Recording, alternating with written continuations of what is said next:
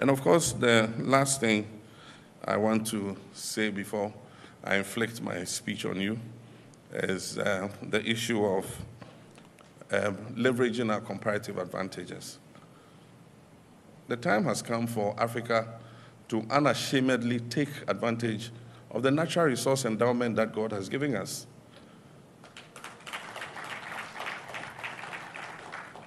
In the colonial era, we had colonial masters, we had no say, and so they mined the gold, they took it away, they developed the palm plantations, took the palm oil away, they took the diamonds away, took everything away.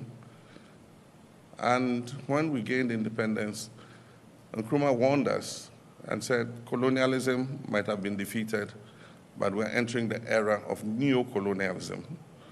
They don't need to bring a governor to sit here, but they still would, from wherever the colonial headquarters are, control your resources and be able to still derive the benefits as if they had colonized you. And that exactly is happening. Post-colonialism, we didn't have technology, we didn't have capital, we didn't have the human resource.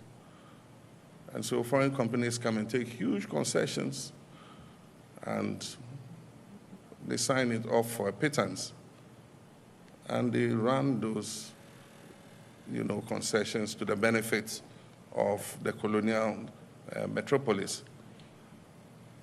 Today, I think that in Africa, we've developed the core of human resource that is capable of also taking advantage of some of these resources. We've developed the technology, we have the technology to be able to do whatever any of these big conglomerates are doing. And the capital is available in the world to mobilize, to be able to do the same things.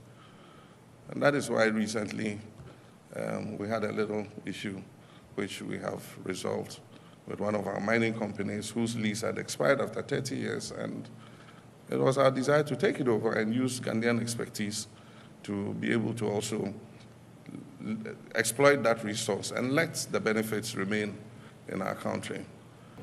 We have a national educational review program that is ongoing to look at ways we can restructure our educational system to make it give us the kind of quality outcomes that we need to create the new Ghanaian that will move this nation forward.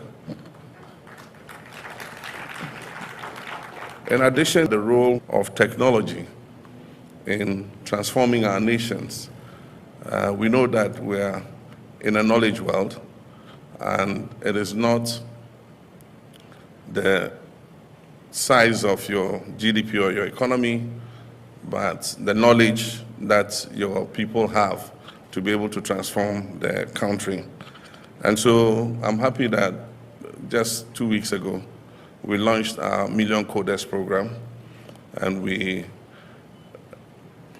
enrolled the first batch of more than 500 students to start learning coding and other digital technology skills.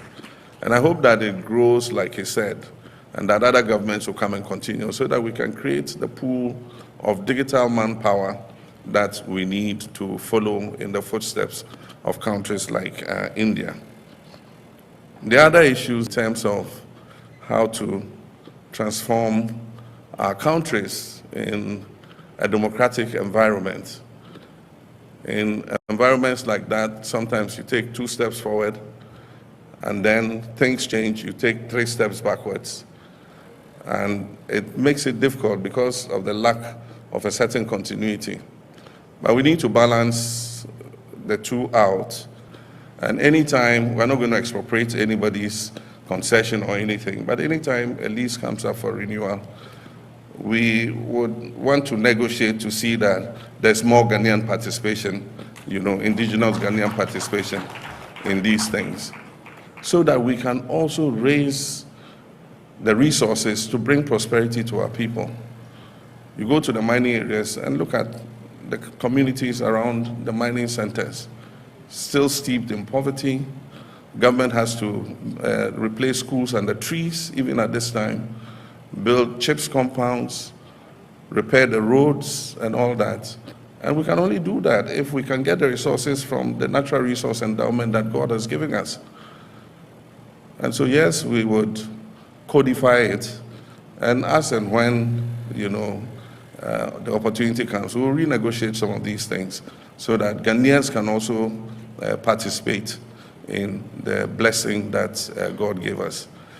And so with those few statements, I'll proceed to inflict. This retreat marks a defining moment.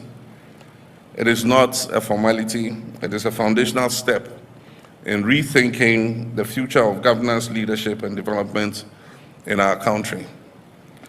I wish to thank the United Nations Development Programme for its continued partnership with Ghana and for its instrumental role in making today's engagement possible. Ladies and gentlemen, Ghana stands at a crossroads.